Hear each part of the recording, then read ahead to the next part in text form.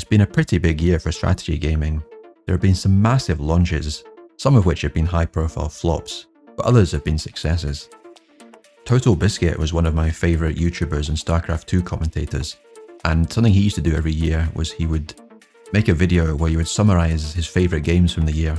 So not just like the best games critically, but the games that he actually played and enjoyed. So I thought I would try and do something similar, a bit of a homage to that, focusing on strategy games primarily. So without further ado, here are the strategy games that I have been playing this year and really enjoying, and a couple of curveballs as well at the end. Sins of a Solar Empire 2 enjoyed somewhat of a low profile, thanks to being an Epic Store exclusive early access title, and then soft launching, almost stealth launching, before having a proper launch with advertising on Steam. The game is the latest installment in a beloved 4X and RTS hybrid franchise set in space. And despite it being roughly a decade since the last expansion for the original Sins was released, that game still has an active and extremely passionate player base to this day who are hotly anticipating Sins 2. The 4X element of the game can be described as relatively light, in the sense that you can play it as a real-time strategy, and you don't have to use the features of pausing or anything like that. But if you do want to get into the weeds, there's incredible amounts of depth, detail, and you can really sort of plan on a grand scale. The general gameplay revolves around exploring your nearby solar system, colonising new planets, moons, asteroids and the like, mining these and collecting resources, and then building a giant armada of ships, which you can then use to travel to other solar systems, and you perhaps encounter mercenaries or other factions who will potentially be hostile. I feel like it plays a lot like a civilization game in that regard, with each planet contributing to your kind of society's research and your military capabilities and everything. And typical of any 4X game, there's an extremely detailed tech tree. In fact, there are multiple tech trees based on kind of military or economic focuses. So I found this 4X side of the game to be very satisfying, quite fun to play, and I would have been happy just to see battles resolve automatically, and I think it would be a good game on its own. But it actually has real-time strategy, it has formations, it has microing of ships, it has focus fire targeting, so it's really all things to all people. Now, as I was saying, people still play and enjoy the previous game, and the only real limitation they were facing was the fact that it lacked multi-core processing support. So large battles, and particularly modded battles, sort of ground to a halt when unit counts were too high or games went on for too long. So lots of people were just hoping that Sins 2 would continue the winning formula, but have modern technology, the ability to mod through the game interface, things like that. And the answer is yes, it has everything we wanted. Now, there is a roadmap outlining the features to be added, so kind of single player scenarios, campaigns, things like that. Additional faction as well. And it could be criticised right now for being a bit of a sandbox. You can tell that it's just left early access and it's maybe a bit sparse in terms of content. But what's there and the general engine and everything is fantastic, and it's playable, it's replayable, and you can sink hundreds of hours into this game as it is right now and you'll love it. So highly recommended. And ignore the IGN review, which was conducted on a pre-release version of the game. So the fact that it ranks highly in search engines when you look up Sins 2 is a real shame, because it's a great game. I did a longer video where I focused on Sins 2 and did a deep dive review of the game shortly after its launch, so if you're interested in that, I'll stick that in the video description. A game that I very recently started playing is Godsworn, which was a 2-person development project and has just entered early access on Steam. Now you can see the Warcraft 3 influences straight away in terms of just the visual setting and the fact that it uses hero units and heavy use of spellcasters, which is not a bad thing. Warcraft 3 is one of the greatest RTS games of all time. That's not to say the game's ripped off Warcraft 3, because it does have its very own distinct setting, which is the real-world Northern Crusades, i.e. the period around 1195 AD onwards, where Christians were battling against pagans, although they have used some creative license because you do get to have a divine hero unit which can construct buildings, gather followers and muster an army. The game has online PvP, but it also has some really good single player and co-op campaigns, and it feels like the campaign is very much tailored towards playing it as a duo in co-op. And certainly if you can find somebody who's competent rather than relying on the internet to find you somebody, then you'll have a much better time playing it. In terms of what makes this game really fun to play, I think one of the things that stands out is the immersion in terms of the graphics, the music. It all ties together very well and creates this feeling of being in this real setting. And it's also really fun as well in terms of spellcasters and running around to your godlike units and everything. It's very polished and it just plays well. I'm certainly very impressed by what two developers have managed to achieve in a relatively short period of time. And I'm excited to see them continue at the same pace. Hopefully they can flesh out the game with more campaign content and sort of build out the online PvP. Because as of right now in early access, I think it's a little bit dead. You could do with a bit of help with the matchmaking and things like that. All in all, it's been a fantastic early access launch. It's really well received by fans and critics, and it's definitely one to watch for the future. It's well worth buying and playing right now, I think. Another game which has been a smash hit early access release is Manor Lords. Again, a solo studio this time, just one developer working on this, a real passion project. Rather than a real-time strategy, I think this is better described as a city builder, which is somewhat of a strategy subgenre, and it has a very distinct pace and cadence to it. It's somewhat of an acquired taste, but I think if you're not looking for frenetic action and you just want to have a really sort of immersive and relaxing almost and really engrossing experience, then this is a really good game to play. Even from the very earliest of screenshots and videos, the game has always looked absolutely gorgeous. I think this is in part down to the real focus on historical accuracy and realism, and the game is heavily influenced by 14th century Franconian architecture. It's a real passion project for the developer, and they've got a real emphasis on making sure things are correct. The game has recently been ported over to Unreal Engine 5, which promises to unlock a whole host of potential improvements. And believe it or not, the game looks even better now in terms of the visuals. And I think it's one of the most gorgeous games out there right now. Again, I do think this game is somewhat of an acquired taste, and they have tried to make it accessible because quite a lot of the detail is under the hood and it's not really visible straight away for the new player. But it is dizzyingly complex once you get into it. And yeah, I think it's very much one that you have to put a bit of time into. And if you do that, then you'll be rewarded. And I think it's a game that's extremely replayable and rewarding to play. I think my question for the future of the game is whether it stands up as just a kind of Civ-style skirmish game without a real campaign, or if it needs to have like a fully fleshed out single-player campaign with scenarios and things of that nature. I'm not quite sure right now. I think regardless, the game is very well received in its current form, so if they just continue to improve this formula, I think we have a winner here. In 2024, we were able to enjoy a big beta test of Battle Aces, which I'm gonna go down on record and say I think the successor to competitive RTS, whether that's StarCraft Brood War or StarCraft 2, I think this could be the one. I don't think it's Stonegate, I don't think it'll be Zero Space, I think Battle Aces has the recipe. There are a lot of innovative ideas in this game, and I think most of them tend to work. First of all, games are limited to 10 minutes, so no matter what happens, you can enter into a game and know there's a finite amount of time it will take.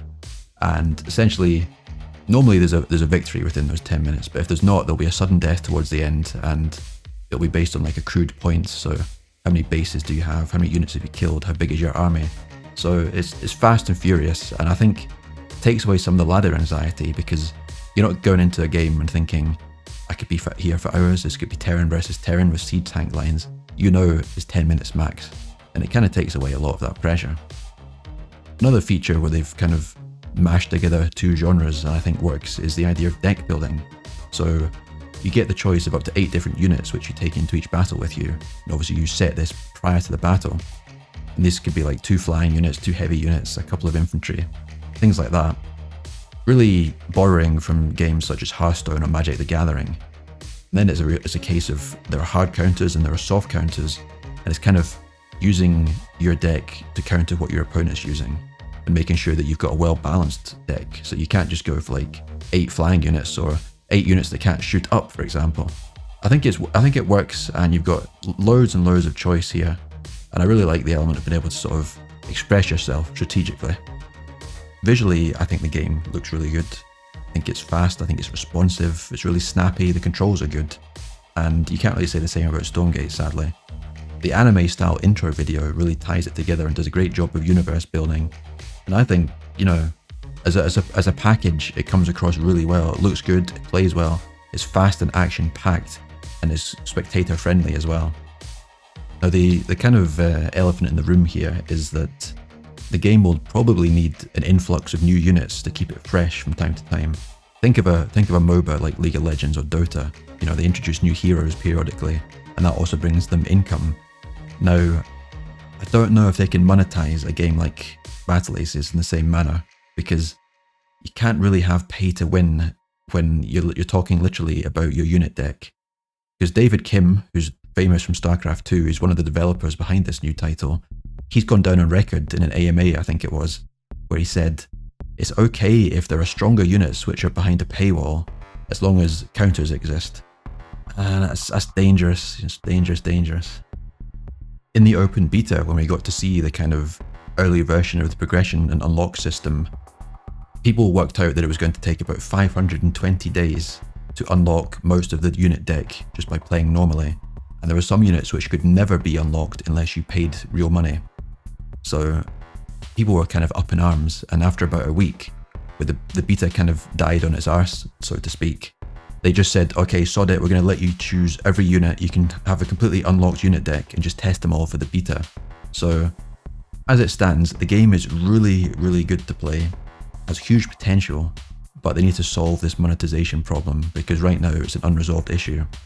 And I really hope they can do it, because I think there's real promise here. Mechabellum launched in 2024, and it's kind of like half the price of a typical game, but it's all the content. It's really good. And it's not an RTS, it's more of a auto battler or auto chess kind of game. So you may know Dota chess or teamfight tactics from League of Legends. Think of a more in-depth and more cerebral version of those. So essentially all of the focus is on the strategic planning. So the composition of your army, the positioning of your units, your upgrades, your economy, everything like that. And the units themselves will actually do battle automatically.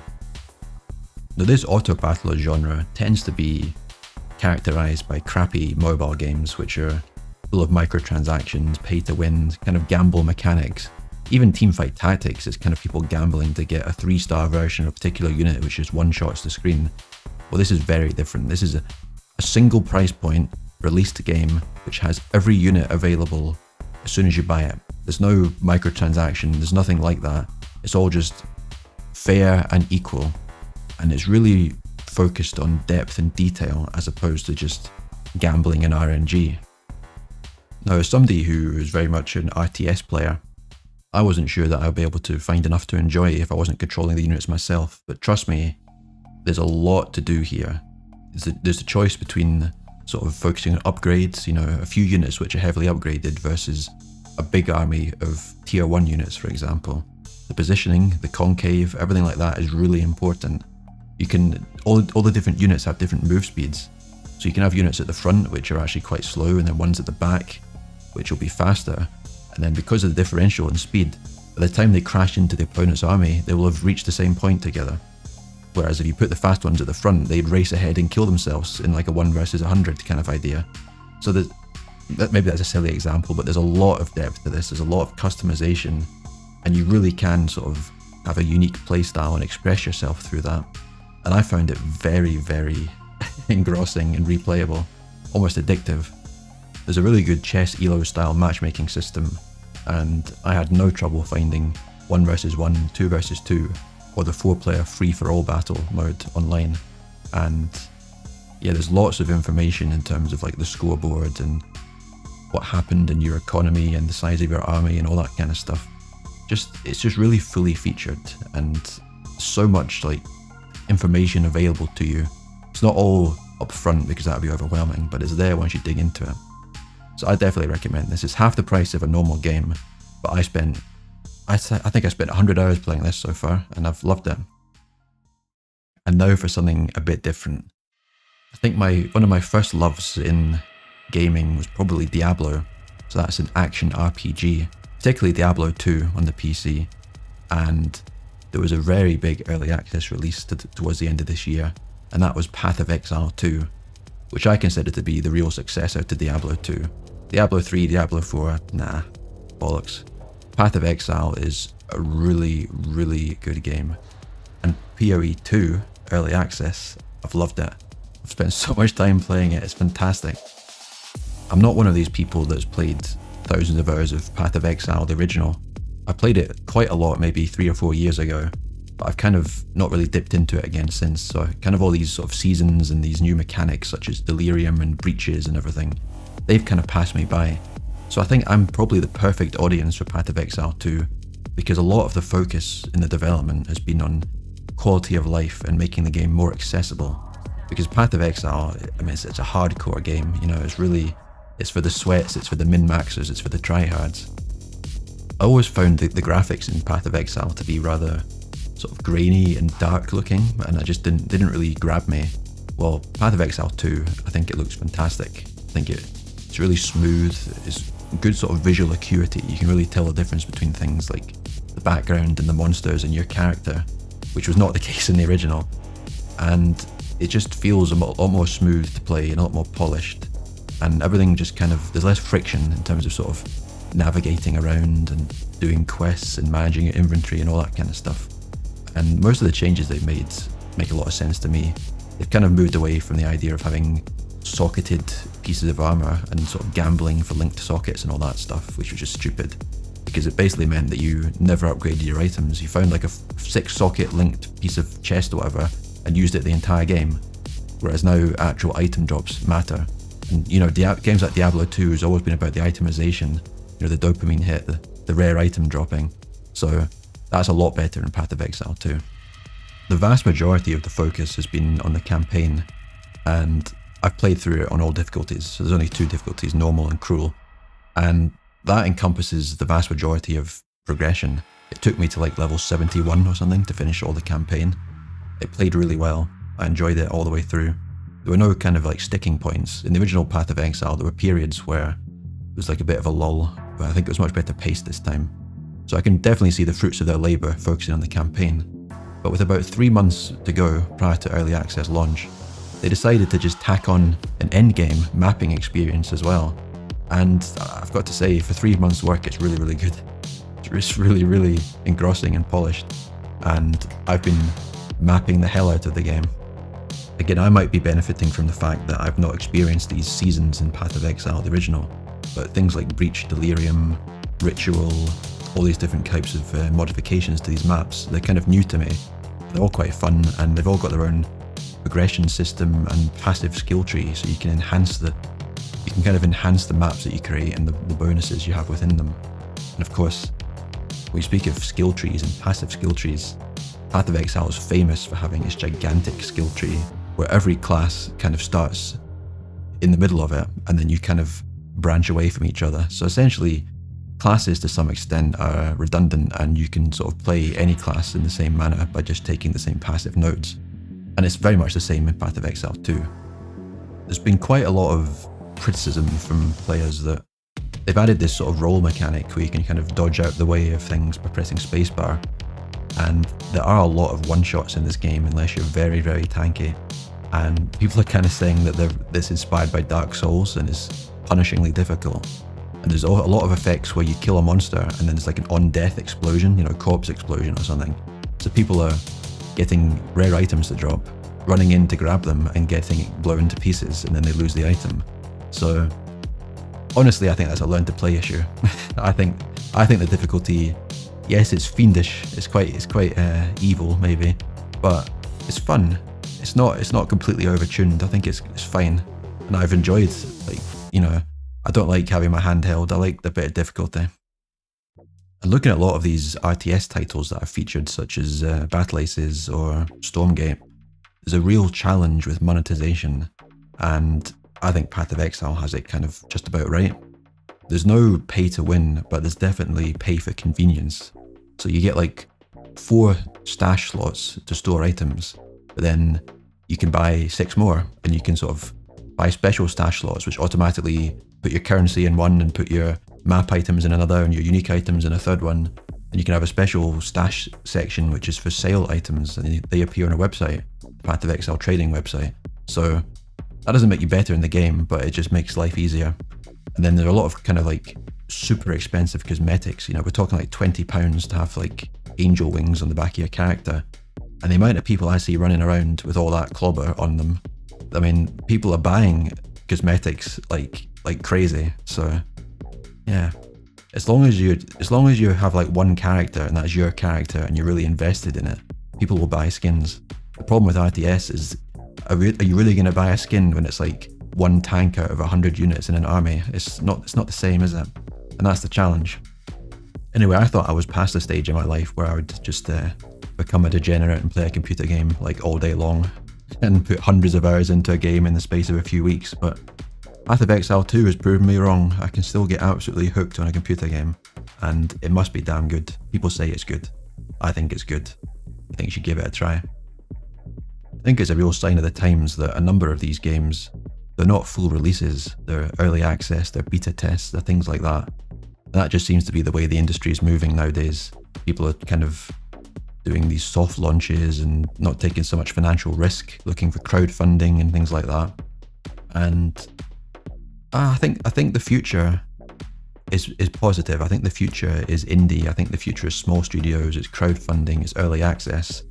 I don't think AAA is the future of RTS. I think you should be looking at games such as Godsworn, Baby Battle Aces, maybe Zero Space. I think this is where the promise is. It's not Blizzard, it's probably not anything like a Command and Conquer or anything like that anymore. It's the indie. And I've enjoyed a lot of the small sort of solo and even two-person development projects that I've played this year. I'm very impressed by the work they're doing. And I think the proliferation of engines like Unreal Engine 5 has really made it more feasible to do this. And there's almost a subgenre within RTS, which is kind of my real love, which is the Total Annihilation style of game, the kind of grand strategy, modeling projectiles, gigantic unit counts, giant armies, and that'll be what I'll be watching in 2025. I'll be following things like Industrial Annihilation, Sanctuary, Shattered Sun, and then the ongoing sort of open source projects such as BAR and 0K as they look to be the next successor to Total Annihilation, which is probably my favourite RTS of all time. And with that, I just have a question for you, which is, what RTS games have you enjoyed this year, and what ones are you looking forward to next year? Thanks for watching, and Happy New Year.